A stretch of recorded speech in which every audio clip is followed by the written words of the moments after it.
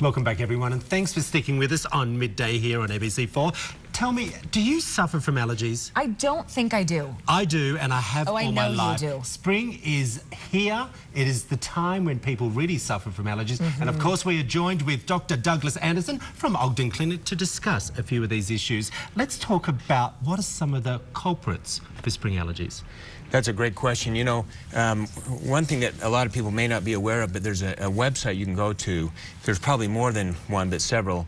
One of them is pollen.com, and you can put in your area code and then punch up what allergies are most common on that day for your area code. So it's sort of nice. But for example, in Ogden today, it was elm and maple and juniper. So those are the three most common. And would you have an allergy to elm and not to juniper, or would you typically be all three? Yeah, definitely you can have different allergies to different trees. You don't have to be allergic to all of them.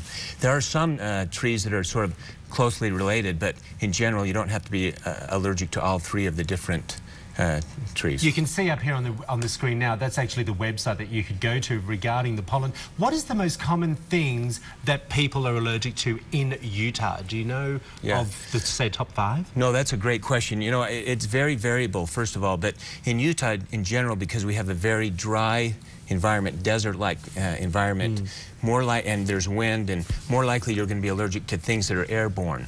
So in the spring it would be trees, in the summer it would be more grasses, and in the fall it would be more weeds.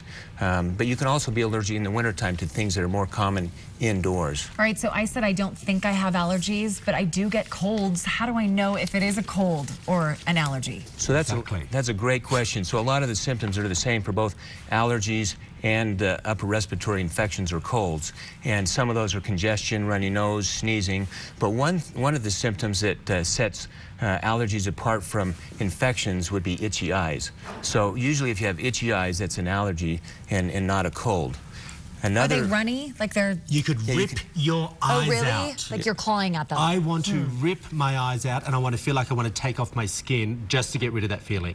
It's a horrible feeling. Yeah, so itchy eyes can be... He's nodding. He's nodding. He's like, he knows I hear that all exactly the how time. I feel. I wanted to ask you, look, allergies, yes, we get them, but how is it affecting our health long-term regarding asthma and other issues? Yeah, that's a great question. You know, most people that have asthma, first of all, have allergies.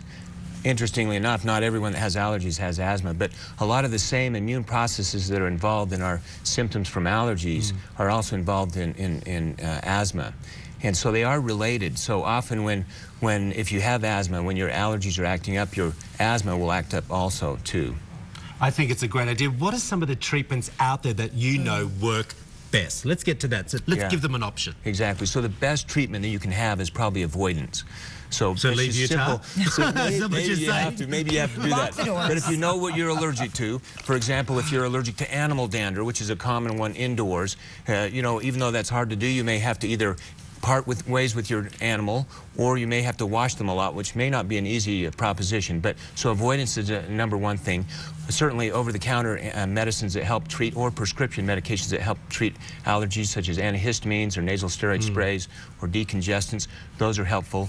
But then if those aren't working, then there's immunotherapy, such as shots or other things. Well, that's what I was going to say, Nisha. Is there an operation you can have to desensitize you from allergies apart from prescription? So there's not really a surgery per se, but there is, like I say, immunotherapy, which is sort of like manipulating the immune system so that you can desensitize it, so you're not so sensitized to things that commonly most people aren't allergic to or aren't bothered by, but for some reason your immune system is overly sensitive to it. And so by a method of slowly exposing you to very small amounts initially and then gradually increase that over time, you can actually desensitize your system to those allergies. Have you tried that Well, I was about to say, I don't know whether it's a common thing out there, but I'm allergic to...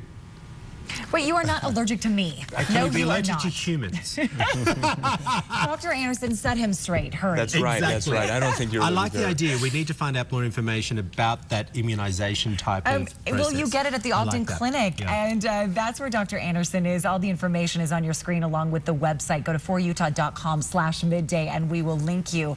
But if you have more questions, and I know you do because we just scratched the surface and Troy's eyes for a second, then don't forget to check in with the Ogden It's Clinic. a horrible thing to have. Thank you for coming in. Oh, pleasure. My pleasure. Great. Thank you, Nisha. Thank you, Troy. We'll be right back. Appreciate it.